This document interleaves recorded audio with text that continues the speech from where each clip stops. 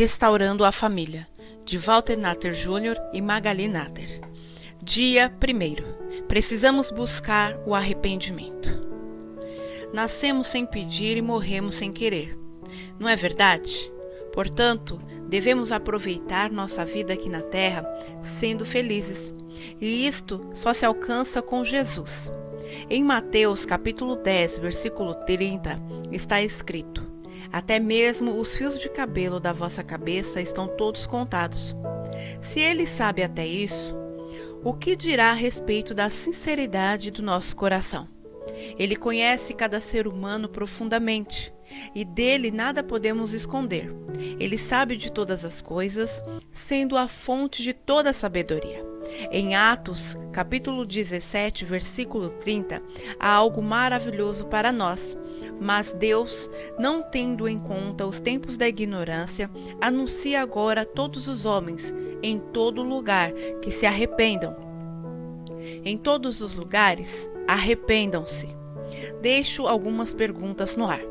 Você tem dado o devido valor à palavra de Deus? A comunhão da igreja? A obediência ao Senhor? Tem colocado Deus em primeiro lugar? Tem sido sacerdote no lar? Se mulher, tem sido ajudadora? Se filho ou filha, tem honrado seus pais? Você tem feito isso? Existem muitos falsos mestres, esperando um simples descuido seu para destruir o seu relacionamento com Cristo. Portanto, é necessário perseverar, porque o inimigo está furioso e cheio de planos para acabar com a sua vida, com a minha e a de todo ser humano na face da terra. Através do engano e da mentira, ele tem destruído muitas vidas. Ele é sutil, não vai descansar enquanto não conseguir o seu intento. Estamos vivendo uma batalha espiritual, os últimos tempos. Para constatarmos isto, basta ver como se encontra a nossa sociedade. A luta é grande e temos de procurar discernimento de como enfrentar esta guerra. Costumo dizer que as experiências práticas superam em muito a teoria. Isso relativo às ministrações de pessoas que tenho feito. Deus me faz compreender, através do agir do Espírito Santo, coisas que não poderia entender pelos ensinos teóricos. Basta apenas entender que somos usados por Ele, como ferramentas em suas mãos. Mas a obra é do Espírito e não nossa. E devo dizer que não existe preço que pague o valor de uma vida sendo liberta das garras de Satanás. O que temos de fazer é reconhecer os nossos erros e pecados cometidos no passado, com arrependimento e confissão, pedir perdão e também perdoar os nossos inimigos. Assim feito, podemos seguir em frente, apropriando-nos da obra de redenção na cruz e começar a viver em santificação, buscando intimidade com Deus para termos autoridade no mundo espiritual.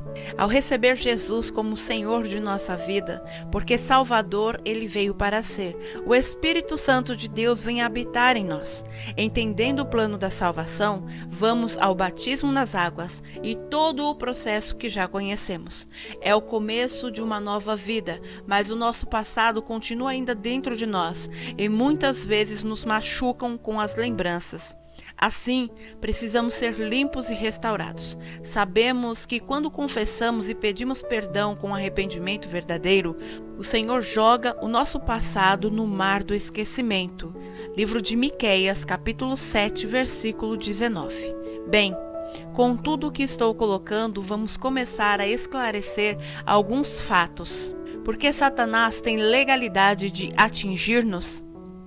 Sabemos que ele anda em derredor, bramando e rugindo como um leão, buscando a quem possa tragar. 1 Pedro, capítulo 5, versículo 8.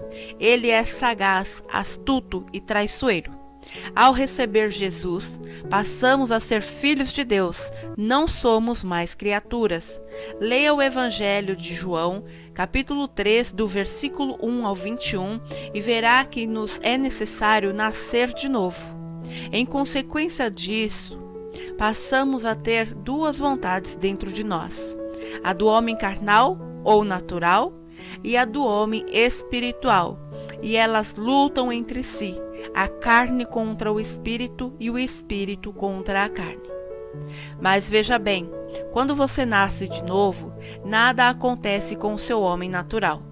Se no seu corpo existe uma enfermidade física, ela não é curada automaticamente.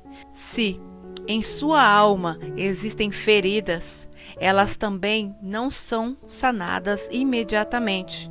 E, se no seu espírito, que estava separado de Deus, com impurezas espirituais, há espíritos malignos atuando por causa de envolvimentos com seitas, heresias e pactos, eles também não serão expulsos da sua vida automaticamente. Basta entender que durante a nossa vida somos contaminados por muita sujeira que fica dentro de nós, até o dia que tivermos o entendimento que precisamos arrancá-la. E para que isso aconteça, só tem uma fórmula, só existe um produto de limpeza capaz de tirar toda a sujeira do nosso coração: o sangue de Jesus, que nos lava e nos purifica de todo o mal. Livro de 1 João, capítulo 1, versículo 7. Podemos ver, então, que se uma pessoa foi comprometida com as trevas, o seu espírito foi habitado por demônios. Existe sujeira em seu interior que precisa ser arrancada. Sendo assim, este espaço não pode ser habitado totalmente pelo Espírito Santo de Deus, enquanto toda a imundície não for totalmente tirada. Temos de eliminar toda a sujeira do pecado em nossa vida, para que a plenitude do Espírito habite em nós. Mas isso não tem sido uma realidade na vida de muitos crentes, simplesmente por não se apropriarem do que Jesus conquistou.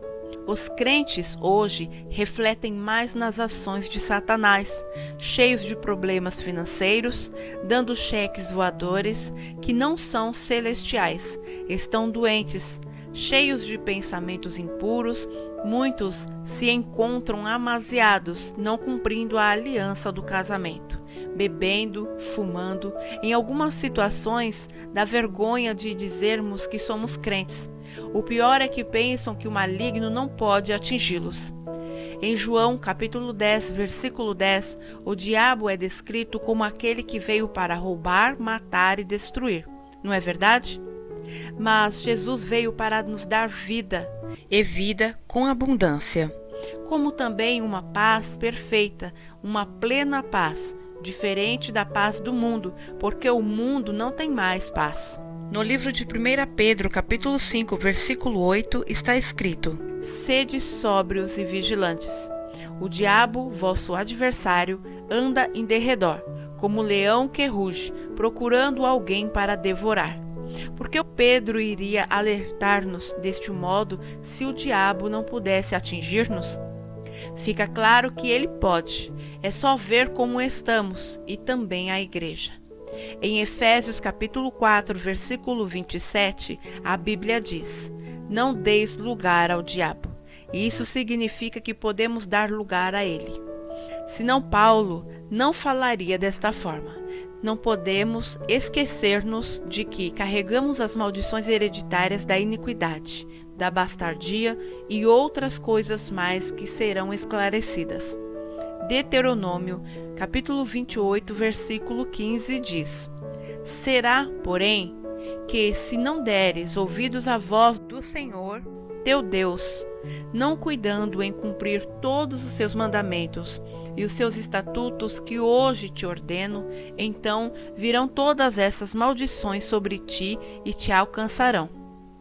No texto está bem claro que Deus está dizendo que as maldições alcançarão aqueles que não obedecem à sua palavra, os que não cumprem os seus mandamentos. Em outras palavras, Deus está autorizando aquele que é o agente das maldições, Satanás e seus demônios, a agir sempre que houver pecado.